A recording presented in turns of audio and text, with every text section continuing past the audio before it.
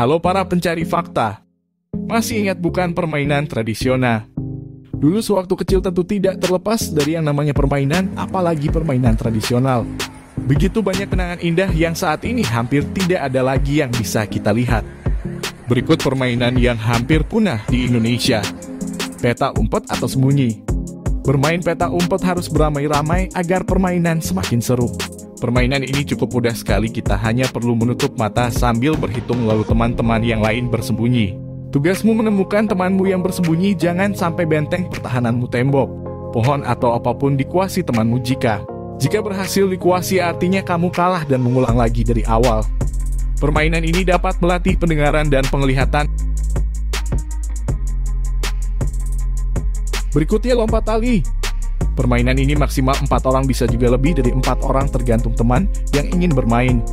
Permainan ini biasanya dimainkan oleh anak perempuan yang bermain dengan cara bergiliran, 2 orang memegang tali lalu satunya melompat.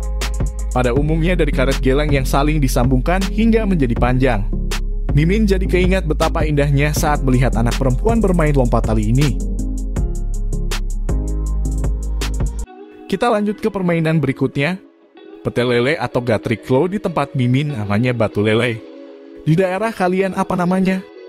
Memainkan gatrik harus berhati-hati agar tidak mengenai kita. Pertama, saat menjungkit bambu kecil dan memukulkannya. Kedua, saat menangkap bambu yang dipukul oleh lawan. Kedua hal ini membutuhkan konsentrasi, sedikit saja gagal fokus maka pasti kita akan kalah. Bagi yang belum tahu, gatrik adalah permainan tradisional menggunakan 2 batang bambu sepanjang 30 cm dan 15 cm. Nilai yang didapat pun berbeda bila menangkap dengan kedua belah tangan kita makan poinnya 50, sedangkan menangkap dengan sebelah tangan maka poinnya adalah 100.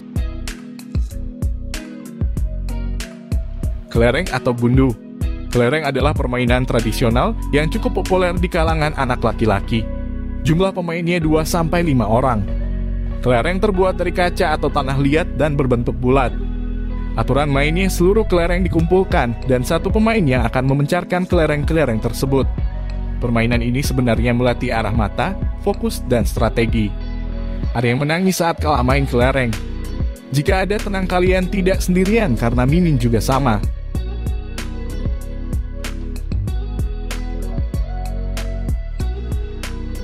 Dan ini dia permainan terakhir yang Mimin bilang permainan bergengsi pada saat itu. Layang-layang atau di tempat Mimin disebut layangan. Secara harfiah, layang-layang adalah lembaran bahan tipis berkerangka yang diterbangkan ke udara dan terhubungkan dengan tali atau benang. Membeli kertas minyak, membuat layang-layang yang lumayan besar, mengikat tali terajut yang pas dan membeli benang gelasan yang paling bagus. Kemudian mencari lawan tanding yang paling asik saat mengejar layang-layang putus. Seberapapun jauhnya tetap dikejar. Jika dapat, layang-layang tersebut ditaruh di belakang dan tangan penuh dengan benang dan berjalan dengan gagah di depan teman-teman.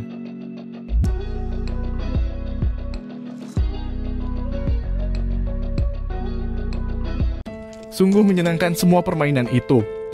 Tapi sayang, seiring perubahan waktu dan zaman, permainan tradisional perlahan-lahan mulai ditinggalkan dan lebih memilih permainan yang berhubungan dengan teknologi berbasis internet seperti game online contohnya. Permainan zaman dulu menuntut kita untuk lebih kreatif dan bersosialisasi. Sekian video kali ini. Semoga bermanfaat buat kita semua. Dan jangan lupa di subscribe videonya, like dan share ke teman-teman kalian. Terima kasih.